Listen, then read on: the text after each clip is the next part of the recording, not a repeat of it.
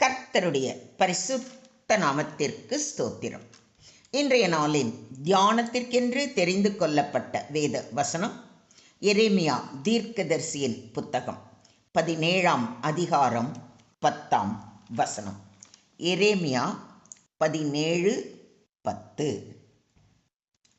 கர்த்தராகிய நானே ஒவ்வொருவனுக்கும் அவனவன் வழிகளுக்கும் செய்கைகளின் பலன்களுக்கும் தக்கதை கொடுக்கும்படிக்கு இருதயத்தை ஆராய்கிறவரும் உள்ளிந்திரியங்களை சோதித்தறிகிறவருமாய் இருக்கிறேன்.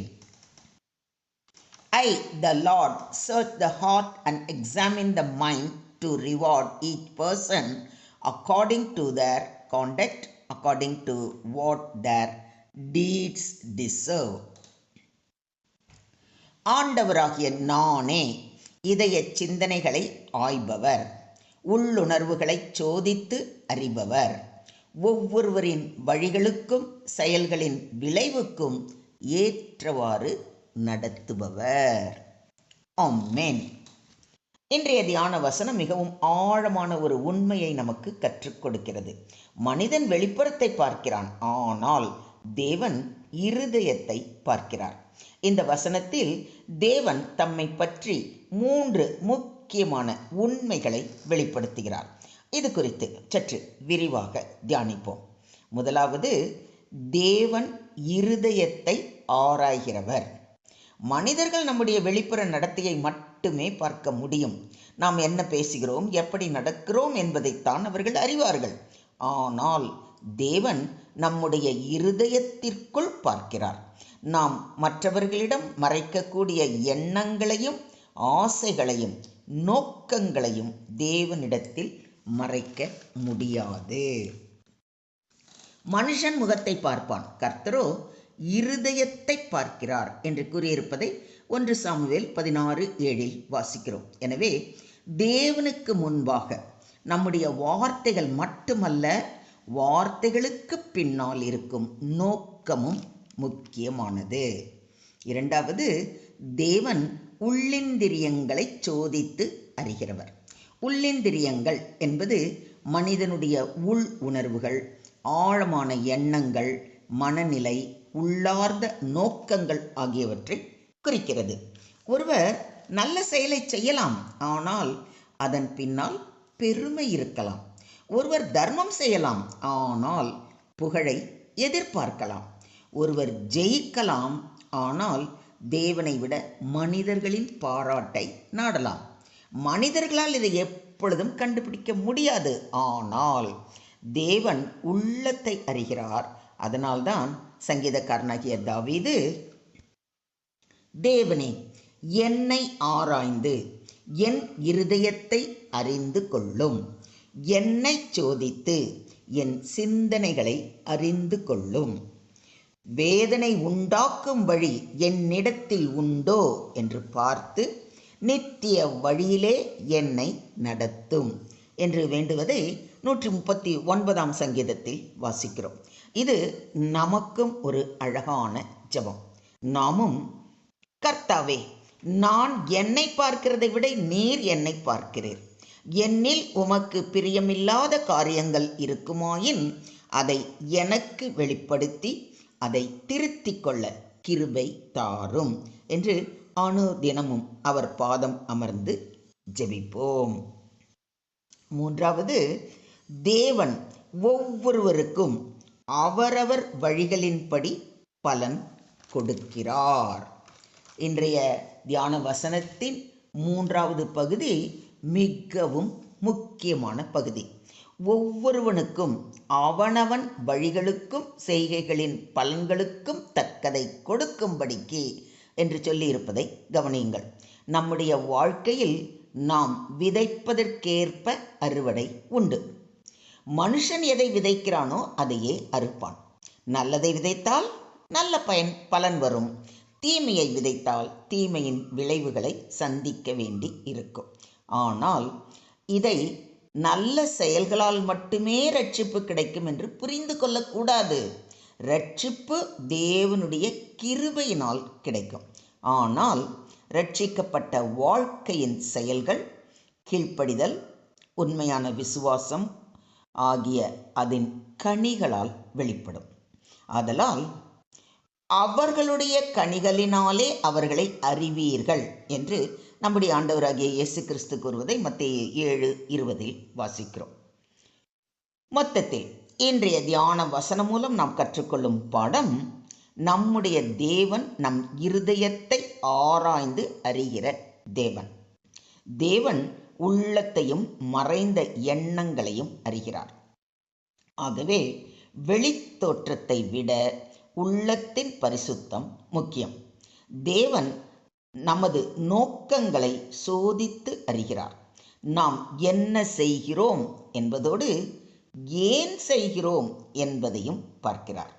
சேவை தேவனுக்காகவா? ஜெபம் தேவனை தேடுவதற்காகவா? தர்மம் புகழுக்காகவா? எனவே நமது நோக்கம் சுத்தமாக இருக்க வேண்டும்.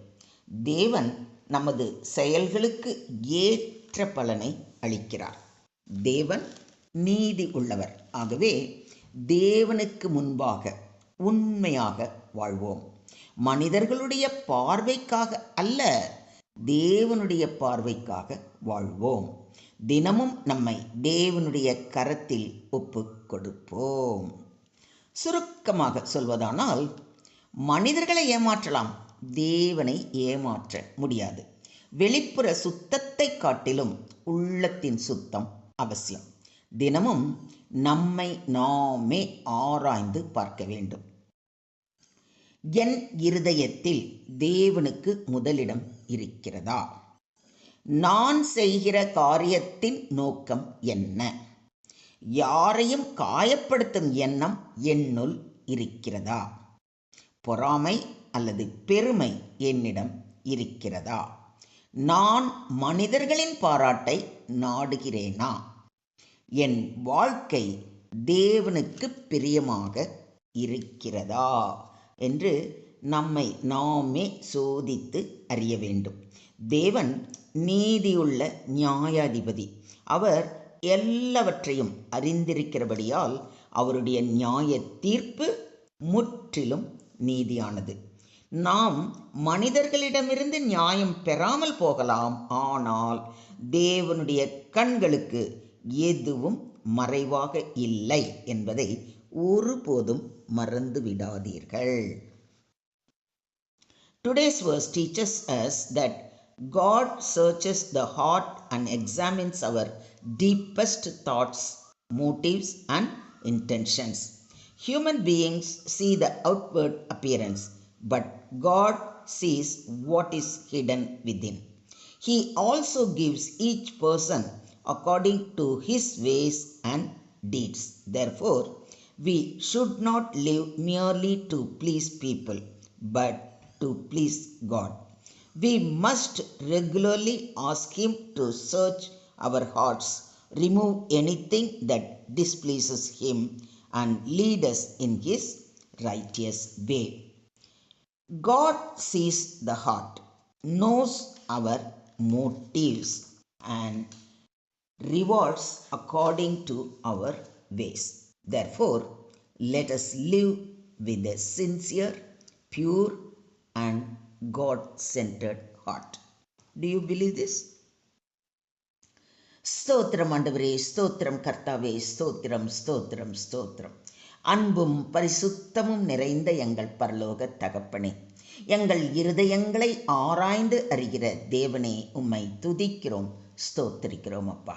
மனிதர்களுக்கு மறைக்கக்கூடிய எதுவும் உமக்கு மறைவாக இல்லை என்பதை நாங்கள் அறிந்திருக்கிறோம். எங்கள் எண்ணங்களையும் நோக்கங்களையும் ஆசைகளையும் நீர் அறிந்திருக்கிறீர். ஆண்டவரே, எங்கள் இருதயத்தில் உமக்கு பிரியமில்லாத காரியங்கள் எதுவாகிலும் இருந்தால் அதை அகற்றும். பெருமை இருந்தால் அதை நீக்கி தாழ்மையை அணிந்து கொள்ள உதவி செய்யும். பொறாமை இருக்கும் பட்சத்தில் அதை எடுத்து போட்டு இருதயத்தில் அன்பை நிரப்பும். பரிசுத்த ஆவியால் நிறைத்து ஆவியின் கனிகளை கொடுக்கிற பிள்ளைகளாக எங்களை மாற்றும். மனிதர்களுடைய பாராட்டிற்காக அல்ல, உமக்கு பிரியமாக வாழ எங்களுக்கு உதவி செய்யும். நாங்கள் இன்று விதைக்கும் ஒவ்வொரு நல்ல விதையும் உமது ராஜ்யத்திற்கு பயனுள்ள அறுவடையாக மாறட்டும். எங்கள் வழிகளை செவ்வைப்படுத்தி எங்கள் செயல்களை உமக்கு பிரியமானவைகளாக்கி இறுதி வரை உண்மையுடன் உம்மை பின்பற்ற கிருபை அளிக்க வேண்டி எங்களை முற்றிலுமாக தாழ்த்தி உம்முடைய கரங்களிலே ஒப்பு கொடுக்கிறோம். நீங்க பொறுப்பெடுத்துக்கோங்க, நீங்க வழி நடத்துங்க. சகல துதி கன மகிமை யாவையும் ஒருவருக்கே செலுத்துகிறோம். மீட்பர் இயேசுவின் மூலம் ஜெபம் கேளும் எங்கள் ஜீவனுள்ள தகப்பனே. ஆமென்.